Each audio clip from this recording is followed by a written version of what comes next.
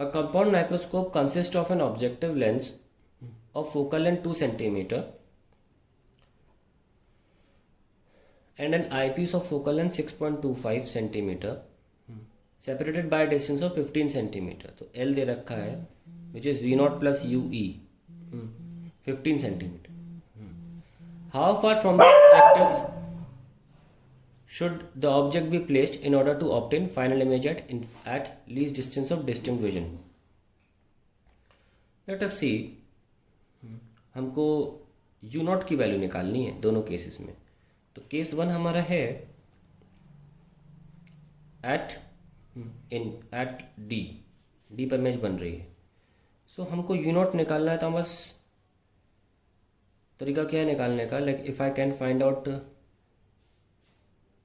M naught, then we can simply use V naught by U naught and find out the U naught.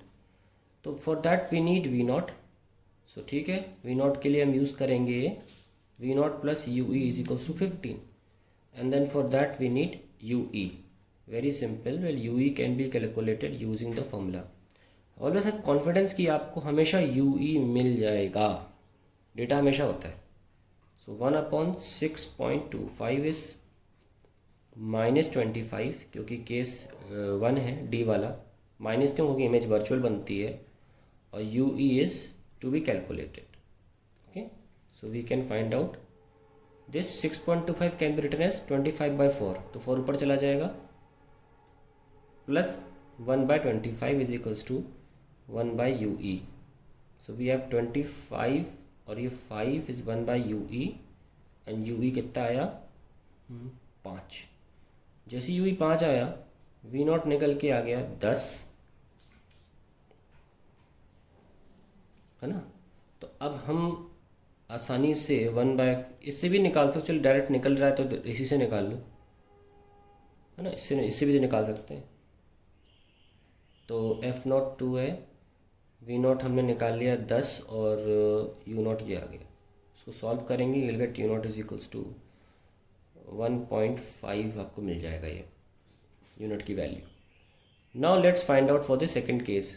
Infinity की बात करें. अच्छा एक सुनिए जी, what is the magnifying power of microscope in each case. यहीं solve कर लेते हैं, इजी है.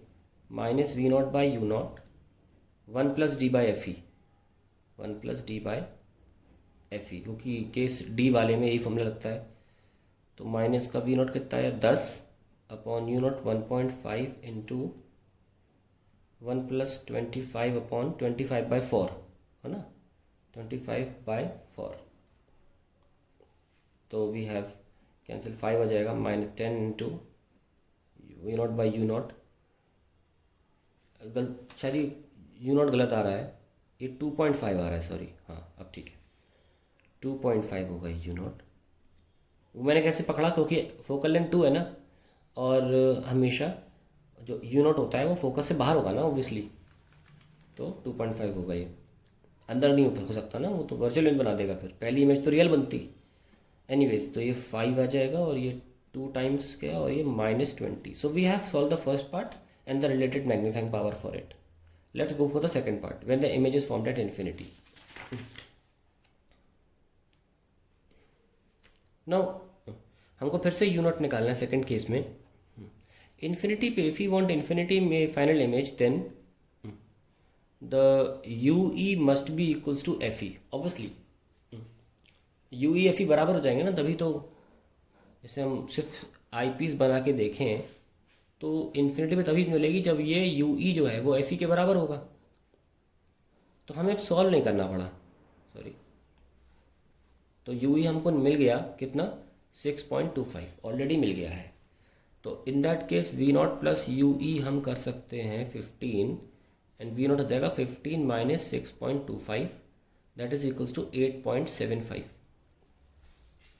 इसको बेटर होगा हम इस तरह से करें तो कैलकुलेशन ईजी पड़ेगी. 15 फॉर 60 - 25/4 दैट इज 35/4. ये ज़्यादा ईजी पड़ेगा V naught.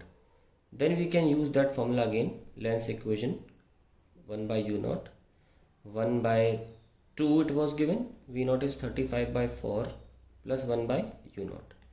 1/2 minus 4/35 is 1/U naught and then we have 35 minus 8 that is 27 upon 70, 1 by u naught, and then we have u naught is equals to 70 by 27. That is the answer for u naught. And then we can solve the corresponding magnifying power V naught by U naught, and then this, जैसे कि case D में हम 1 plus D by F use करते थे, और case infinity पर दूसरी lens के लिए फॉर्मूला क्या होता था, डी बाई एफ.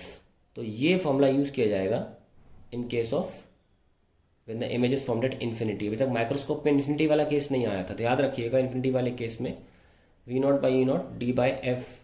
और ये फॉर्मूला भी हमने सोचा कैसे, आफ्टर ऑल सेकेंड लेंस जो है वो सिंपल माइक्रोस्कोप की तरह तो है ही ना, और सिंपल माइक्रोस्कोप में इन्फिनिटी वाले केस में फॉर्मूला ये था, तो इसीलिए ऐसा हुआ है. माइनस का 35/4 अपॉन 70/27,